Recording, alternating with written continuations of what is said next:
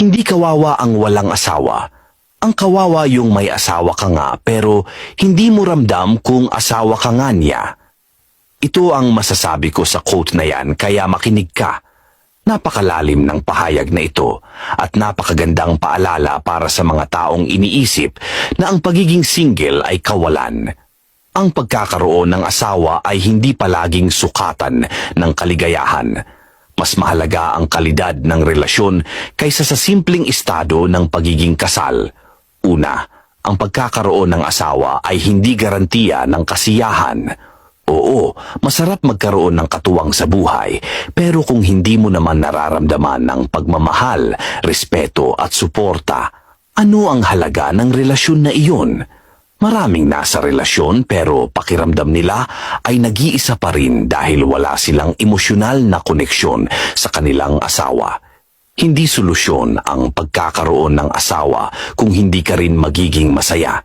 Pangalawa, huwag mong gawing sukatan ng tagumpay ang pagkakaroon ng asawa. Hindi ibig sabihin na kapag wala kang asawa, kulang na ang pagkatao mo. Ang pagiging single ay nagbibigay ng kalayaan para tuklasin ang sarili, unahin ang pangarap at pahalagahan ang sarili. Mas mabuti ng single ka pero masaya at payapa kaysa nasa relasyon ka pero puno ng pasakit at kawalan ng respeto. Pangatlo, mas mahalaga ang pagmamahal kaysa sa titulo. Ang pagiging asawa ay hindi lang papel na pinirmahan o titulong sinasabi. Ito ay dapat may kasamang tunay na pagmamalasakit, pagkakaunawaan at pagtutulungan. Kung wala ang mga ito, hindi kumpleto ang relasyon kahit pa tinatawag kayong mag-asawa. Pang-apat, tandaan na ang kaligayahan ay nagmumula sa sarili. Huwag mong iasa ang kasiyahan mo sa iba.